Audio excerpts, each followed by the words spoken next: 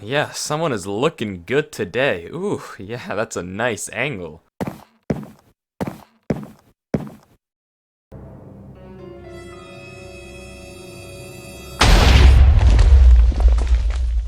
Hello Internet, welcome to Wifies, the show that milks video ideas dry like I do to a cow when there's an ocean monument nearby. And I can't be the only one that's noticed the fact that we can breed together any set of cows, we can also milk every single cow. Something here just doesn't quite line up. But Minecraft has far stranger mysteries than the magic of domestication. In a world characterized by mostly dumb animals and blocky structures, one thing just seems so much more advanced and intelligent than all else around it. That thing is you, the player, Steve.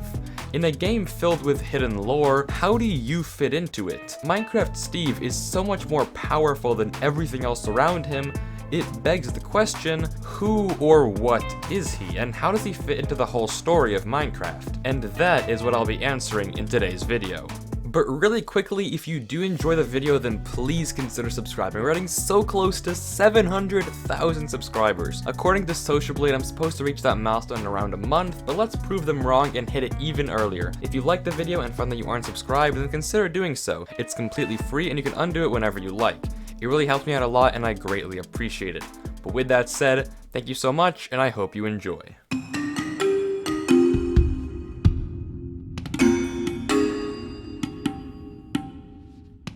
At face value, Minecraft doesn't seem like a game filled with lore. It's marketed as a sandbox, an open world where you, the player, can do anything. But with a bit of digging and a lot of creativity, you can string together a theory based on the mysterious aspects of the game. The abandoned underwater cities of the drowned, the fake wool structures in woodland mansions, and the strange names of the achievements. But continue to do this and you run into an impasse. Something that doesn't make sense, a puzzle piece that doesn't quite fit. You, Steve. Over the last couple of years, as Minecraft has had a resurgence, we've seen many videos and channels trying to piece together the story of the game. It's not outright stated that there is lore, but there are definitely hints towards a greater narrative scattered throughout Minecraft. But one thing that is yet to be solved is how we, the player, fit into all of this. We're just so different from everything else in this world.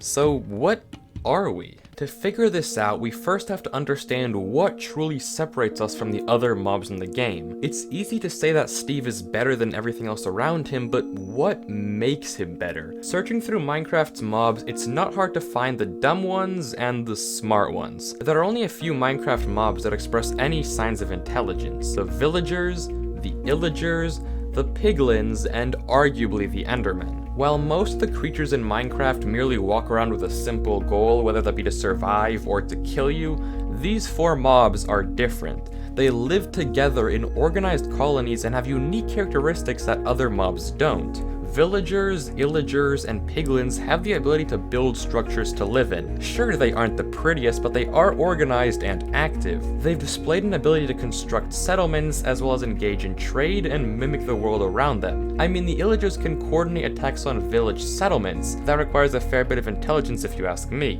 Endermen are more on the dumb side, but they aren't just a regular hostile mob. They only attack you if you look at them first, and maybe they were the ones who built the end cities. Who knows? Either way, this proves we aren't the only ones in this world that can build and think. So, what makes us different from them? An argument that I often hear is that Steve is some sort of god. I mean, how else can he carry that much stuff? Shulkers upon shulkers of diamond blocks. That's really heavy, and he's the only one that can do that. Except he isn't. Villagers and piglins also carry a lot, if not more materials than Steve, just more subtly. If you have enough gold, you can literally trade forever with piglins. They carry an infinite supply of items to give you when you barter. Compared to these guys, Steve is not even close to superhuman. And yeah, we can sprint, we can swim, we can crawl, but that's just because Steve is built different. We can't fly like phantoms or shoot lasers like the Guardians. Mining and crafting aren't valid things either. While not that common, crafting tables do generate naturally in witch huts, villages, and pillager outposts.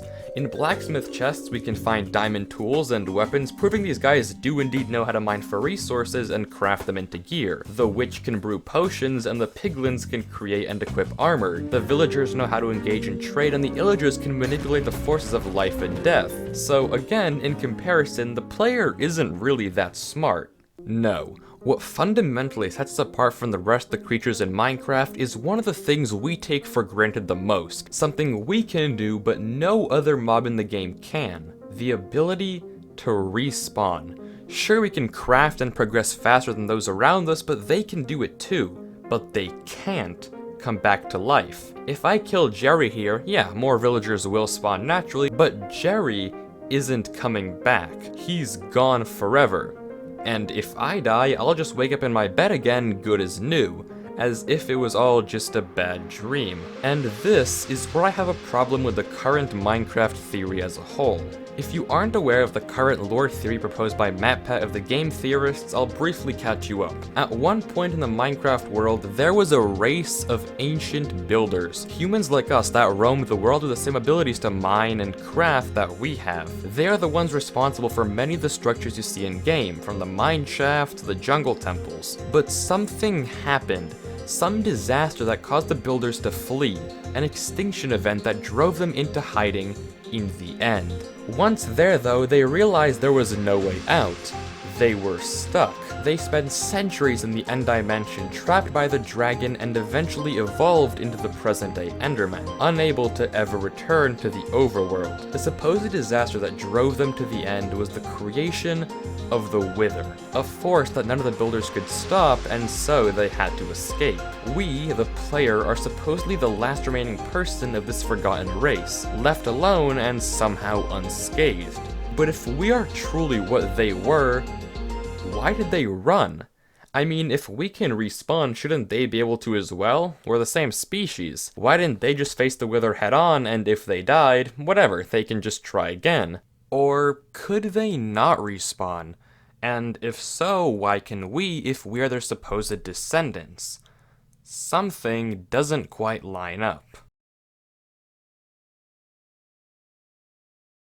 It's clear just from appearance that we aren't related to the villagers. Well, directly at least. Their noses are much larger and they are much more simple-minded than us. But if we're a descendant of the ancient builders and they can't respawn, why can we? When they fled the Wither, our ancestors hid in the End, and I think the End Dimension holds the last bit of information we need to crack this mystery. There are 3 important things to inspect regarding the End Dimension. The first is the awkward interaction we have with the Endermen. They won't attack us unless we look directly at them. But why? If they are our ancestors, why do they suddenly get mad when they see our face? Maybe they have something against us? The next notable thing is the interaction with the dragon itself. The Endermen, or ancient builders, clearly don't like the dragon. It's imprisoning them in the end and has no problem attacking them. When we kill it, we get an advancement called Free the End, as if our goal wasn't just to kill the dragon, but beating the game means to set our ancestors free. And that brings us to the third feature, the end poem. When you finish the game and jump into the portal at the end, you're greeted by the end poem. The end poem is a strange and cryptic conversation between 2 gods, 2 entities that describe themselves as governing forces of the universe. Whatever you believe runs reality, whether it be demons or quarks, that's what these things are. One line in particular stands out. I like this player. It played well. It did not give up. The way this is phrased is strange. It alludes to the idea that there have been players who did give up, who didn't play well. I like this player, as opposed to what others? Have there been people who played in this world before us, who have tried to beat the game and failed? And the gods are proud of us for some reason, as if they wanted us to beat the game, as if they wanted us to free the end. And now, the puzzle pieces seem to come together. Wherever you look in Minecraft, you can usually find a common overarching theme: death. The forces of death seem extremely present in Minecraft, following you wherever you go. The Nether is the most obvious correlation. a red demonic dimension that seems to be strongly based on hell. There are souls of the dead trapped in the ground, rib cages littered all over the world, and charred skeletons that can seep away your life. In the last video, we discussed the power of soul energy and how it seems to run everything in the game. The beacon, which gives us a positive status effect, is created with a nether star, a densely packed collection of souls dropped by the undead wither. The potions we make to become stronger are originally grown on soul-infused land. I mean, even one of the best ways to get experience in the game is to kill things, as if to tell us that to progress on our journey, we need to harness the power of the dead. But there are also more subtle details that allude to this grisly theme. Fossils scattered around in corners of the world, and the Ankh on the side of desert temples, an ancient Egyptian symbol associated with life, death, and rebirth.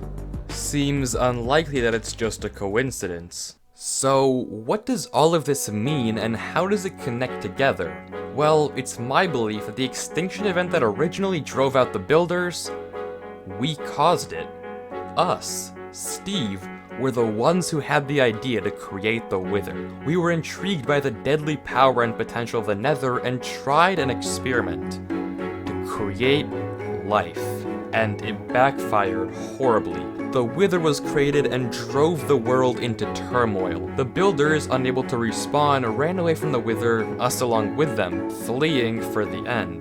But before we could make it, we died. Steve was killed. But that's not where our story ends.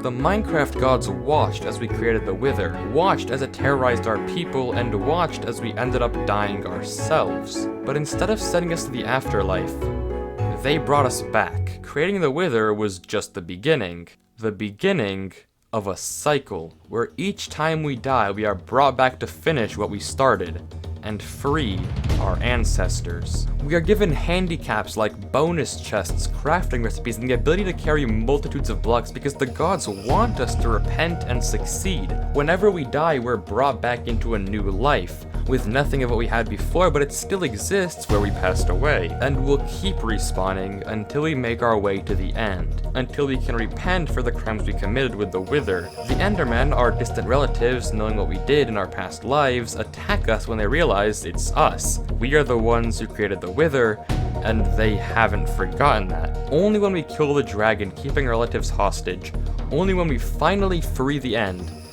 are the gods proud and end our cycle of respawning, beating the game once and for all. Now, with that said, this theory may sound far-fetched, and that's because it is. Granted, there isn't a lot of in-game proof backing this up, but I think it offers a considerable explanation as to why Steve is the way he is. He sinned, and now he's making up for it. That's his mission. But do let me know what you think down below. I'm very interested in hearing your thoughts as to what Steve could represent. But with that said, that is the story of Minecraft Steve. If you did enjoy the video, please consider leaving a like and subscribing. It helps out a ton, and I really do appreciate it. And as always, peace out, have a good one, thank you for watching. I'll see you next time.